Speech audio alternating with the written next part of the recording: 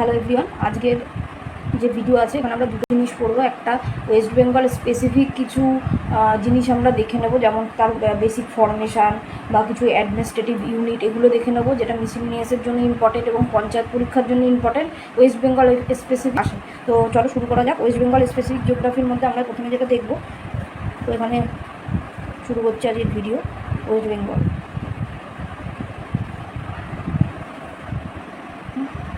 West বেঙ্গলের প্রথম কথা হচ্ছে ক্যাপিটাল, সবাই আমরা জানি ক্যাপিটাল হচ্ছে কলকাতা। ওকে, আচ্ছা কবে ক্রিয়েট হয়েছিল, কবে, যেমন বিভিন্ন 1947। আচ্ছা, যেটা ইম্পর্টেন্ট সেটা হচ্ছে জিওগ্রাফিক্যাল এরিয়া এবং তার প্রসারটা কতটা, কত স্কোয়ার কিলোমিটার। তাহলে জিওগ্রাফিক এরিয়া হচ্ছে 88,000, আমরা নর্মালি মনে রাখবো। টোটাল হচ্ছে 88,752 স্কোয়ার কিলোমিটার। আমাদের মেনলি 88,000টা মনে রাখলেই হবে। আচ্ছা, ল্যাটিটিউড আর লংটিটিউডাল ডিস্টেন্স অনেক সময় জিজ্ঞেস করে, সো এটার একটা ব্রিফ নলেজ থাকা দরকার। ল্যাটিটিউড কতটা আর লংটিটিউড কতটা। ওকে, ল্যাটিটিউড যায় হচ্ছে 21 ডিগ্রি 20 মিনিট নর্থ থেকে তোমার 27 ডিগ্রি 32 মিনিট নর্থ। তো আমরা মেনলি মনে রাখবো 21 to 27, ঠিক আছে? তাহলে আমাদের জিনিসটা মনে থেকে যাবে 21 to 27। আর লংটিটিউড হচ্ছে 85 থেকে 89, 85 to 89। তো 85 degree 50 east two 89 degree 52 east. তো মেনলি আমরা মনে রাখবো ল্যাটিটিউড হচ্ছে 21 থেকে 27, লংটিটিউড হচ্ছে 85 থেকে 89, ঠিক আছে? 85 থেকে 89। আচ্ছা, এবার স্টেট বাউন্ডারি দেখে নেবো কোন দিকে কী রয়েছে। স্টেট বাউন্ডারির মধ্যে তোমার নর্থে কী রয়েছে, নর্থ, তারপরে ইস্টে কী রয়েছে, তারপরে তোমার ওয়েস্টে কী রয়েছে, আর সাউথে কী রয়েছে, ঠিক আছে? তো নর্থে মেনলি রয়েছে হচ্ছে, যে স্টেট হিসাবে দেখি, স্টেট হচ্ছে সিকিম রয়েছে, স্টেট। ওকে, আর যদি ভুটান মানে কান্ট্রি দেখি, সেটা হচ্ছে ভুটান। আচ্ছা, তারপরে ইস্টে রয়েছে, স্টেটের মধ্যে আসাম স্টেট, আসাম রয়েছে। আর কি কান্ট্রি রয়েছে, বাংলাদেশ, এটা হচ্ছে কান্ট্রি। ইস্ট হয়ে গেল। ওয়েস্টে কী রয়েছে, ওয়েস্টে রয়েছে হচ্ছে বিহার, ঝাড়খণ্ড, উড়িষ্যা, পুরোটা ওয়েস্টে। বিহার, ঝাড়খণ্ড, উড়িষ্যা, এই তিনটে রয়েছে, তিনটে স্টেট, এটা রয়েছে স্টেটে। আচ্ছা, সাউথে কী রয়েছে, সাউথে রয়েছে না, সাউথে তো পুরোটাই জল, তাহলে বে অফ বেঙ্গল চলে যাবে। বে অফ বেঙ্গল রয়েছে সাউথে, মানে পুরোটাই জল। তাহলে এটা বাউন্ডারিটা ক্লিয়ার। নেক্সট হচ্ছে, আচ্ছা ক্যালকাটা হাইকোর্ট তো ক্যালকাটা, এটা দরকার নেই। আচ্ছা, কিছু অ্যাডমিনিস্ট্রেটিভ ইউনিটস রয়েছে যেটা আমাদের অবশ্যই মনে রাখতে হবে, যেটা অ্যাডমিনিস্ট্রেটিভ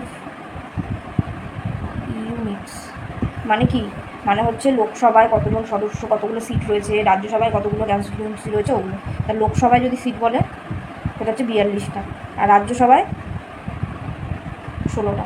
ওকে, বিধানসভাটাও দেখে নিন, বিধানসভায় 295। আর কি বিধান পরিষদ আছে না, বিধান পরিষদ নেই, তার জন্য এটাকে বলা হয় ইউনিক্যামেরাল, মানে একটাই শুধুমাত্র বিধান তোমার সভা রয়েছে, বিধান পরিষদ কিন্তু আমাদের নেই।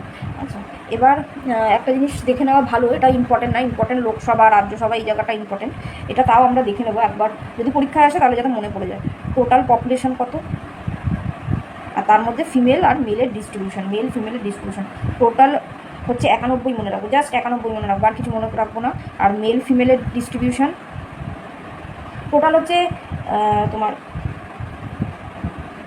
9 কোটি এরকম টাইপের, ঠিক আছে? তো আমরা 91 মনে রাখবো, তাহলেই হবে। মেল হচ্ছে 46, ফিমেল হচ্ছে 44, এইটুকুনি মনে রাখলেই হবে, যে টোটাল পপুলেশন 91, মেল ফিমেল। আচ্ছা, এখানে একটা ইম্পর্টেন্ট পয়েন্ট, সেটা হচ্ছে আরবান পপুলেশন, সেটা হচ্ছে আরবান পপুলেশন আর রুরাল পপুলেশন, ঠিক আছে? আরবান পপুলেশন আর হচ্ছে রুরাল। আরবান পপুলেশন কতটা রয়েছে, এখানে পার্সেন্টেজটা মনে রাখতে হবে, কত রয়েছে সেটা ইম্পর্টেন্ট না, মনে রাখতে হয় পার্সেন্টেজ। 31.87%, মানে আমরা অ্যাপ্রক্সিমেটলি 32% মনে রাখতে পারি। আর রুরাল পপুলেশন কতটা রয়েছে, রুরাল পপুলেশন রয়েছে হচ্ছে তোমার 68.13%, মানে 68%। তাহলে আরবান পপুলেশন রয়েছে তোমার 32% আর রুরাল পপুলেশন রয়েছে 68%। আচ্ছা, আর একটা ইম্পর্টেন্ট পয়েন্ট হচ্ছে পপুলেশন ডেন্সিটি, পপুলেশন ডেন্সিটি হচ্ছে 1028, এটা মনে রাখতে হবে, এটা ইম্পর্টেন্ট। ওকে, পপুলেশন ডেন্সিটি। আর একটা জিনিসও ইম্পর্টেন্ট, সেটা হচ্ছে সেক্স রেশিও। সেক্স রেশিও কত রয়েছে? 9:53, মানে ওই 950 মনে রাখ, আর এটাকে 1028, এটা 1088 মনে রাখতে হবে, এটা 953ই মনে রাখতে হয়, তাও আমরা কাছাকাছি মনে রাখলে মনে পড়ে যায়, তার জন্য 950 মনে রাখবো। আচ্ছা, আরও কি ইম্পর্টেন্ট আছে, সেটা হচ্ছে ডেকাডাল গ্রোথ রেট। ডেকাডাল হচ্ছে 13.8%, মানে ওই 14% মতো, 14% বা পুরোপুরি মনে রাখলে তো ভালোই হয়, যে 13.8%। ওকে, এটা গেল। আচ্ছা, নেক্সট আর কি ইম্পর্টেন্ট পয়েন্ট আছে? Next important point,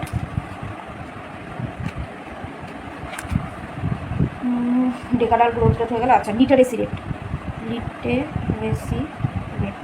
literacy rate total হচ্ছে 76.26%, মানে 76 মনে রাখবো। তার মধ্যে মেল ফিমেল, মেল লিটারেসি 81.69 আর ফিমেল লিটারেসি 70.54 হয়।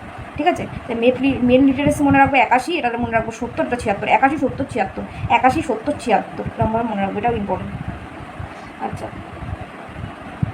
সব থেকে পপুলাস ডিস্ট্রিক্ট কোনটা আর সব থেকে বড়ো ডিস্ট্রিক্ট কোনটা? পপুলাস মানে হচ্ছে সব থেকে বেশি লোকজন কোথায় থাকে, সব থেকে বেশি ঘিঞ্জি বা লোকবসতি কোথায় বেশি। পপুলাস ডিস্ট্রিক্ট হচ্ছে নর্থ 24 পরগনা। ঠিক আছে, আর সব থেকে মোস্ট, যদি আমরা মোস্ট না, ওটা লার্জেস্ট হবে, লার্জেস্ট ডিস্ট্রিক্ট, সব থেকে বড়ো ডিস্ট্রিক্ট, মানে ইন টার্ম অফ এরিয়া সব থেকে বড়ো ডিস্ট্রিক্ট কোনটা? সাউথ 24 পরগনা। ওকে, আচ্ছা, টোটাল কতটা এসসি পপুলেশন রয়েছে পার্সেন্টেজ ওয়াইজ, এটা কিন্তু ইম্পর্টেন্ট, যে পার্সেন্টেজ ওয়াইজ তোমার এসসি পপুলেশন পার্সেন্টেজ ওয়াইজ তোমার রয়েছে 11.91%, মানে প্রায় 12%। তাহলে এসসি পপুলেশন 12% মনে রাখবো। আর যেটা আছে সেটা হচ্ছে হিন্দু মুসলিম পপুলেশন, হিন্দু পপুলেশন 66.5%, মানে 66%। আর তোমার মুসলিম পপুলেশন হচ্ছে 30%, 30.8 বা 30%, 31% এরকম মনে রাখবো। তো এটা গেল হচ্ছে ওয়েস্ট বেঙ্গল জিওগ্রাফি, এইটুকুনি রাফ তোমার এই আইডিয়াগুলো থাকতে হবে। নেক্সট যেটা ইম্পর্টেন্ট সেটা হচ্ছে কিছু বই, আমি ওয়েস্ট বেঙ্গল স্পেসিফিক কিছু বই এবং তাদের অথর লেখাবো। ঠিক আছে, বুকস যেগুলো ওয়েস্ট বেঙ্গল জিওগ্রাফির জন্য ইম্পর্টেন্ট, তাহলে বুকস অথার্স। ওকে, বুক হচ্ছে রাজকাহিনী কার লেখা? রাজকাহিনী হচ্ছে অবনীন্দ্রনাথ ঠাকুর,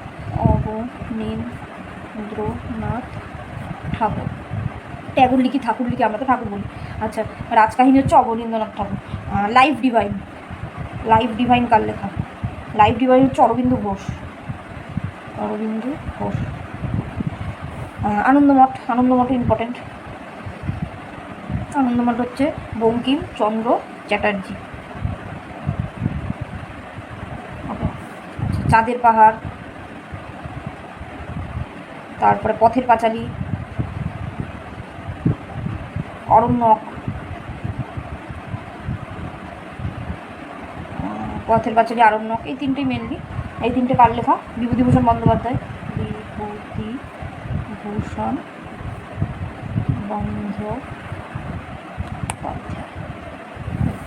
বিভূতিভূষণ বন্দ্যোপাধ্যায়, আরণ্যক, এগুলো গেল।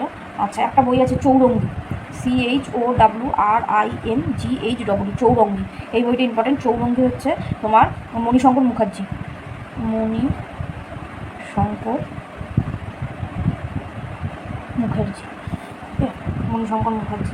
আর এছাড়া হচ্ছে রবীন্দ্রনাথ ঠাকুরের যে কটা বই সেটা কটাই ইম্পর্টেন্ট, যেমন হচ্ছে গীতাঞ্জলি সবার ফার্স্টে, কত সালে গীতাঞ্জলির জন্য নোবেল পেয়েছিল এটা তোমাদের টাস্ক থাকবে, এটা তোমরা দেখে নেবে। The home and the world, আচ্ছা, চোখের বালি, শেষের কবিতা, আর হচ্ছে গল্প গুচ্ছ, গল্পগুচ্ছ, এই সব কটা রবীন্দ্রনাথ।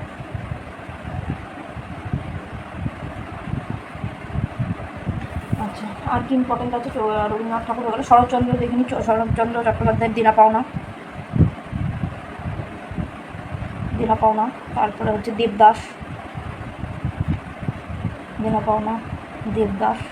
পরিণীতা, এটা হচ্ছে শরৎচন্দ্র চট্টোপাধ্যায়।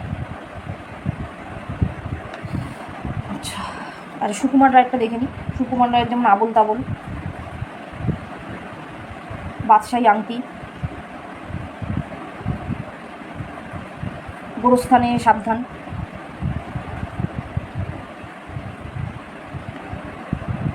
এটা কে আছে? সুকুমার রয়। সুকুমার রয়। আর স্বামী বিবেকানন্দের তো অনেকগুলোই বই আছে, তার মধ্যে যেটা ইম্পর্টেন্ট সেটা বর্তমান ভারত, কর্মযোগ, রাজযোগ, ঠিক আছে? বর্তমান ভারত, স্বামী বিবেকানন্দের বাকি বইগুলো, এটা তোমাদের টাস্ক থাকবে যে স্বামী বিবেকানন্দের বাকি বইগুলো কী কী রয়েছে সেটা এখানে ফিল করা। স্বামী বিবেকানন্দের আর যে বাকি বুকসগুলো রয়েছে, আদার বুকস, এগুলো এখানে লিখতে হবে। নেক্সট যেটা আমরা দেখব সেটা হচ্ছে ওয়েস্ট বেঙ্গল থেকে অনেকেই ভারতরত্ন পেয়েছিল। তারা কে কে এবং কত সালে পেয়েছিল? এটা হচ্ছে ভারতরত্ন। ভারতরত্ন কে কে কত সালে পেয়েছিল? ভারতরত্ন প্রথম 1961 পেয়েছিল ডক্টর বিধান চন্দ্র রয়, 1961, ঠিক আছে? তারপরে 1961 পর পেয়েছিল হচ্ছে মাদার ট্রেজা 1980-তে। মাদার ট্রেজা 1980। দেন পায় হচ্ছে সত্যজিৎ রায় 1992-এ। সত্যজিৎ রায়। আচ্ছা, তারপরে 1919 দুজন পেয়েছিল 1999-এ, 1999 পেয়েছিল হচ্ছে অমর্ত্য সেন আর রবিশঙ্কর। ইনি ছিলেন হচ্ছে ইকোনমিস্ট, জানো তাও বলে দিচ্ছি, ইকোনমিস্ট সবাই জানো হয়তো। আর রবিশঙ্কর মিউজিশিয়ান।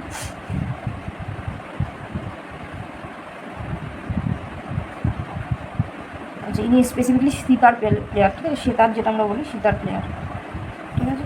সত্যজিৎ রায় তো film maker. Mother ট্রেজা social worker. এগুলো অতটা ইম্পর্টেন্ট না, এই দুটো ইম্পর্টেন্ট, এই দুটো বলে দিলাম। আচ্ছা, যেমন ভারতরত্ন পেয়েছিল তেমন তো তোমার ওয়েস্ট বেঙ্গল থেকে অনেকে নোবেল প্রাইজও পেয়েছিল। তাহলে এখানে নোবেল প্রাইজটাও দেখে নিই। নোবেল প্রাইজ প্রথম যে পায় স্যার রোনাল্ড রস, মেডিসিনের ওপর, ঠিক আছে? 1902-এ, কিন্তু ওয়েস্ট বেঙ্গলের লোক, স্যার রোনাল্ড রস, উনি পেয়েছিলেন হচ্ছে মেডিসিনের ওপর। আচ্ছা, দেন কে পায়? দেন 1913-তে কে পেয়েছিলেন? রবীন্দ্রনাথ ট্যাগর।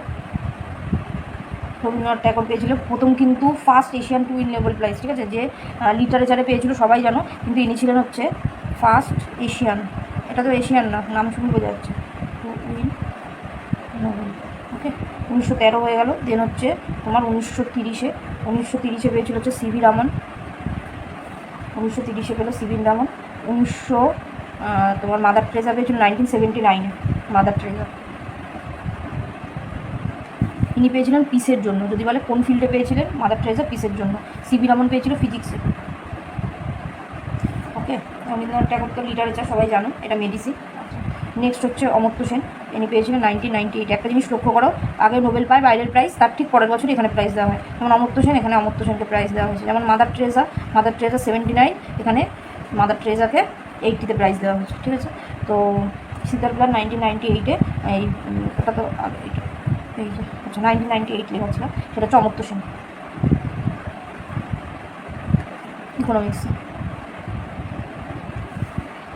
ওকে, এটা গেল হচ্ছে ভারত থেকে কে কে ভারতরত্ন পেয়েছে, কে কে পেয়েছে নোবেল প্রাইজ। নেক্সট যেটা আমরা দেখবো, যেটা কিছু ইম্পর্টেন্ট পয়েন্ট আমাদের মনে রাখা দরকার, সেটা হচ্ছে first in West Bengal. West Bengal থেকে প্রথম যে ইম্পর্টেন্ট, যেটা আমরা লিখতে পারি ফার্স্ট ইন ওয়েস্ট বেঙ্গল। প্রথম কী হয়েছিল? যেমন প্রথম চিফ মিনিস্টার, ফার্স্ট সিএম কে ছিল? প্রফুল্লচন্দ্র ঘোষ।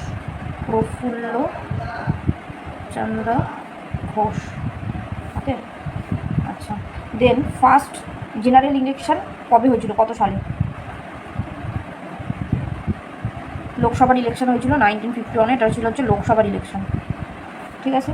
দেন ফার্স্ট অ্যাসেম্বলি ইলেকশন হয়েছিল 1952। আচ্ছা, ফার্স্ট গভর্নর কে ছিলেন হচ্ছে চক্রবর্তী সি.আর. গোপালাচারী, মানে চক্রবর্তী রাজা গোপালাচারী, সি.আর. রাজগোপালাচারী, ঠিক আছে? চক্রবর্তী রাজগোপালাচারী।